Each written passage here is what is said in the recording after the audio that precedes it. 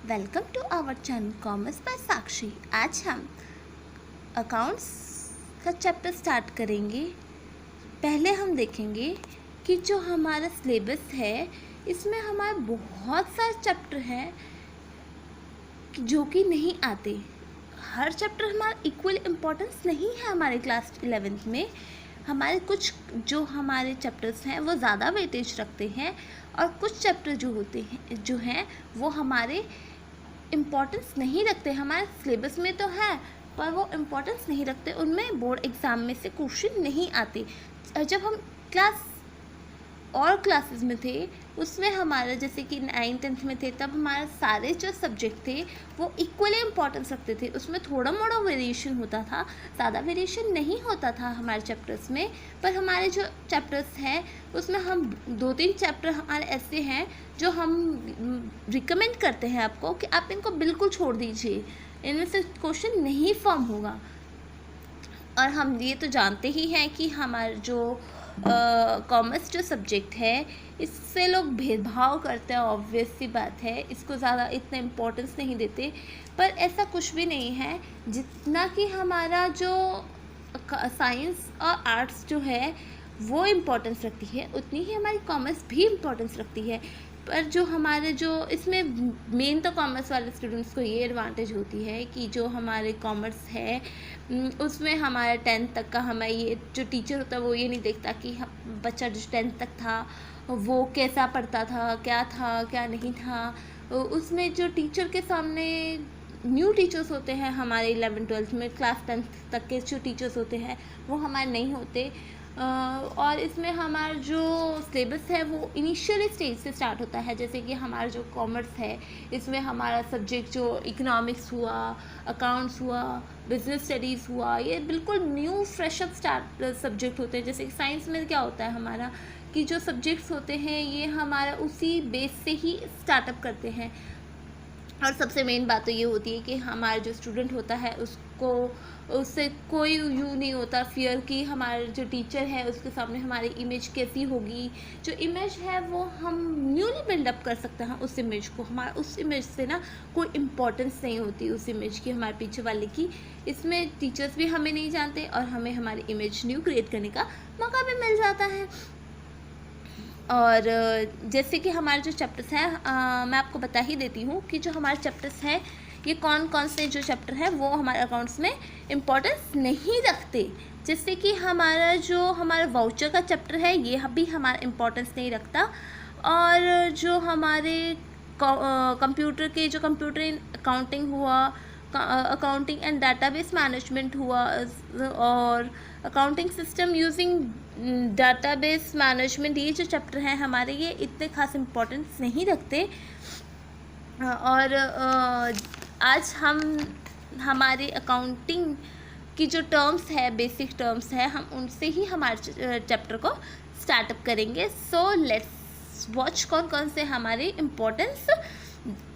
Important हमारे terms हैं। जैसे कि हमारी पहले तो हम ये देख लेते हैं कि जो हमारी जो इम्पोर्टेंस टर्म है ये हमारी जैसे कि फर्स्ट जो है वो हमारी बिजनेस ट्रांजैक्शन है। बिजनेस ट्रांजैक्शन क्या होती है हमारी कि जो बिजनेस है, बिजनेस से जुड़ी जो ट्रांजैक्शंस हैं वो हमारे लिए हम उसको रिकॉर्ड करके रखते हैं।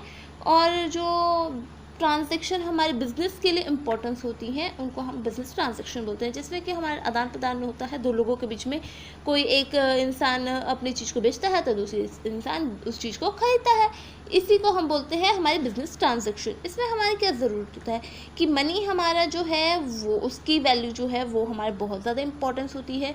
और गुड्स एंड सर्विसेज में हम गुड्स को एक्सचेंज करते हैं एक दूसरे के साथ। ये जो हमारा ट्रांजैक्शन है ये हमारे जो फर्म की बिज़नेस पोजीशन में भी चेंजेस लाती है और इससे हमारी जो बिज़नेस फर्म की जो इक्वेशन है वो भी चेंज होती है। और जो बिज़नेस ट्रांजैक्शन होती हैं ये हमारी डेबिट भी होती है और क्रेडिट भी होती है। अगर हम रिसीव कर रहे हैं तो हमारे डेबिट हो जाएगी और अगर हम दे रहे हैं तो हमारे क्रेडिट हो जाएगी। जो हमारी जो बिजनेस ट्रांजेक्शन है ये हमारी मेनली जो होती है हमारी वो हमारी ट्रांजेक्शन जो होती है ये हमारी दो टाइप की होती है। एक तो हमारी होती है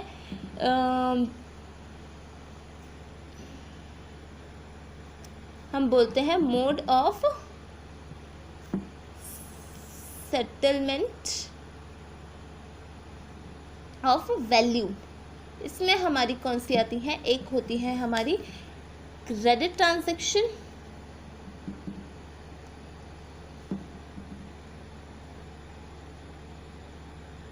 और एक होती है हमारी कैश ट्रांजैक्शन। क्रेडिट ट्रांजैक्शन वो ट्रांजैक्शन होती है जिससे कि हम पैसे पे नहीं करते, मेनली हम इसको उधारी ट्रांजैक्शन बोल सकते हैं, जैसे कि हम उधार पे सामान लेके आ गए किसी से, वो वाली ट्रांजैक्शन। और कैश ट्रांजैक्शन जिसमें कि हमने पैसा दिया हो या पैसा हमने लिया हो, वो वाली ट्रांजैक्शंस आ जाती हैं हमारी। फिर हमारा जो एक दूसरी जो होती हैं ये हमारी क्या होती हैं, ये अकाउंटिंग यूनिट्स से रिलेटेड होती हैं, यूनिट से रिलेटेड होती हैं, ठीक है। और इसमें हमारी मेनली क्या आती है, एक तो इंटरनल ट्रांजैक्शन जो हमारी फर्म के अंदर, जो हमारे बिजनेस के अंदर ही जो ट्रांजैक्शन होती है ये हमारी इंटरनल ट्रांजैक्शन हो जाती हैं। और जैसे ही हम हमारे फर्म से बाहर निकल के कोई ट्रांजैक्शन करते हैं, जैसे कि हमारे क्रेडिटर्स के साथ या हमारे कस्टमर के साथ, ये सब क्या होते हैं, फिर जो हमारी ये है ये हमारी एक्सटर्नल ट्रांजैक्शन आ जाती हैं। फिर हम देखते हैं कि अकाउंट्स क्या होता है। अकाउंट्स भी होता है हमारा, अकाउंट्स क्या होता है, ये एक समराइज जो हमने ट्रांजैक्शन करी उसकी समरी होती है एक टाइप की, ये हमारे एक हेड के अंदर ही लिखी जाती है। जैसे कि हमारा जो हम अकाउंट्स आगे हम आप देखोगे कि जो अकाउंट्स हम बनाते हैं, जैसे कि हमारा कैश है तो हमारे जो जितने भी कैश रिलेटेड जो ट्रांजैक्शन है, जैसे कि हमने परचेज़ की फर्नीचर और एसेट परचेज़ की, हमने गुड्स बेचा, हमारे एसेट बेची या कुछ और बेचा, ये सब हमारी जो ट्रांजैक्शन है ये सब हमारी कैश ट्रांजैक्शन है। तो ये हमारे कैश अकाउंट के अंदर आ जाती हैं। ऐसे ही हम देखते हैं कैपिटल। दूसरा हमने क्या पढ़ा, अकाउंट्स पढ़ा, और तीसरा हम पढ़ेंगे कैपिटल। कैपिटल क्या होता है हमारा, कि जो कैपिटल होता है ये हमारा जो ऑनर्स होते हैं, जो हमारे प्रोप्राइटर होते हैं, या यूँ बोल सकते हैं जो हमारे पार्टनर होते हैं, ये हमारे बिज़नेस के अंदर लगाते हैं। और जो ये हमारे बिज़नेस को पैसे देते हैं, और ये हमारे बिज़नेस की जो लायबिलिटी हो जाती है पार्टनर्स के टूवर्ड्स। हम बोलते हैं कि पार्टनर और जो फर्म होती है ये हमारी अलग अलग आइडेंटिटी होती है, ये हम इन दोनों को हम मिला नहीं सकते इसको। तो ये हमारा जो कैपिटल है वो हमारा ऑनर्स इक्विटी या नेट वर्थ हम बोल सकते हैं। और जो ये जो है हमारा लायबिलिटी होती है हमारी, तो हम क्या बोलते हैं, एसेट इज इक्वल टू वो capital is equal to asset minus liability. अब हमारी बात आती है ड्राइंग की, तीसरा वो फोर्थ जो है वो हमारा ड्राइंग है। ड्राइंग क्या होता है, जैसे कि हमारे जो पार्टनर्स हैं इन्होंने पैसा लगाया हमारे जो, उसको क्या हमने क्या बोलते हैं, कैपिटल, और उसमें से उनको जरूरत हो गई हमारे, जैसे कि राम श्याम और गीता है हमारे पार्टनर। तो हमारे जो राम है उसको घर के काम के लिए उसको ड्राइंग चाहिए, उसके पैसे चाहिए, तो उसने क्या किया, जो उसका जो कैपिटल था उसमें से 10,000 रुपये निकाल लिए और उसको उसने पर्सनल यूज़ के लिए कर लिए, तो वो क्या हो गई, उसकी ड्राइंग हो गई। या हम यूँ भी बोल सकते हैं जैसे कि हमारा जो बिज़नेस है ये हमारा फर्नीचर का है हमारा, और जो शाम है उसने नया नया अपना घर सेटअप करा है, घर खरीदा है, तो उसमें उसको फर्नीचर की ज़रूरत है, तो उसने 5,000 का फर्नीचर बिजनेस में से ले लिया, वो क्या होगा, ड्राइंग हो गई हमारी। उसके बाद हमारे क्या आता है, लायबिलिटी। लायबिलिटीज़ भी हमारी क्या होती है, हमारी जो लायबिलिटी है ये भी हमारी बहुत टाइप की होती है, 5 टाइप की लायबिलिटी होती है हमारे पास। एक होती है हमारी इंटरनल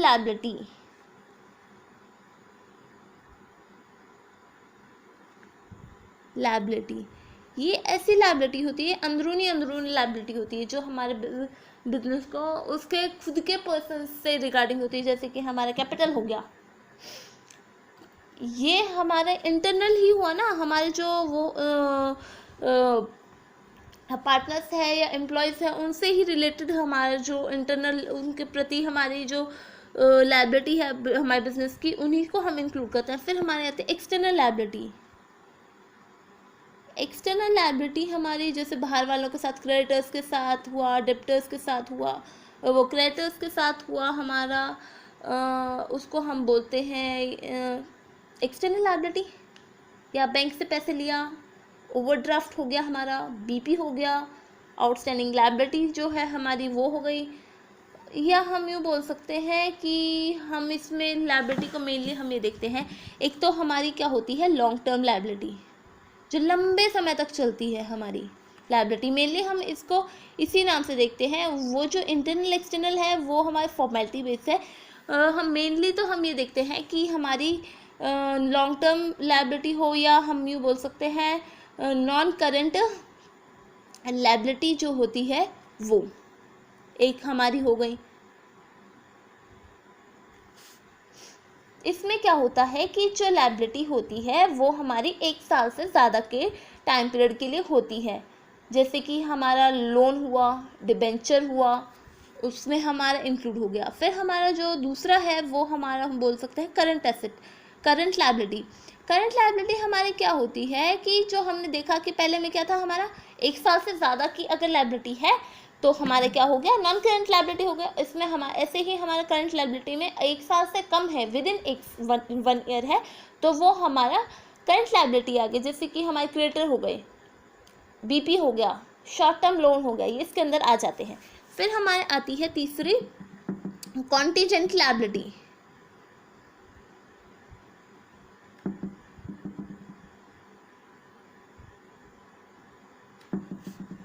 इसमें क्या होता है, कॉन्टीजेंट लायबिलिटी वो लायबिलिटी होती हैं जो मे और may not arise in the future. ये डिपेंड करती हैं कि हमारा जो इवेंट है वो होगा कि नहीं होगा।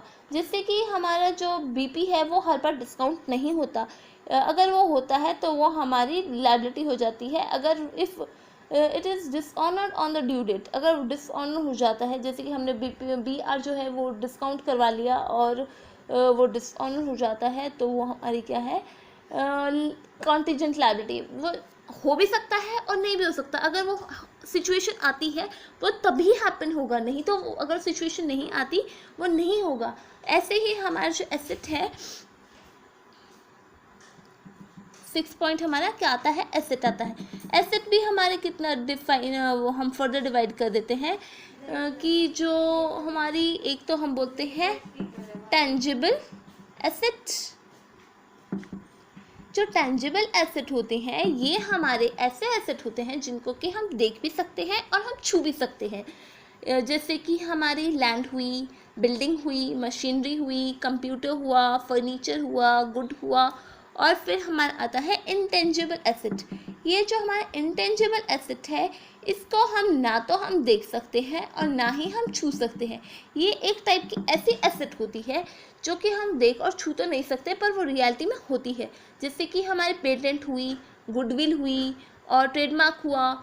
जैसे कि हमारी गुडविल है, अगर हमारी जो कंपनी की जो बिज़नेस की जो वैल्यू है वो अगर बढ़ रही है, उसका नेम और फेम बढ़ रहा है, तो हमारा क्या होगा, नाम फेम जो होगा, नेम एंड फेम होगा, वो हमें बढ़ता हुआ दिखाई नहीं देता, हम उस नेम फेम को छू नहीं सकते पर वो रियल में होता है।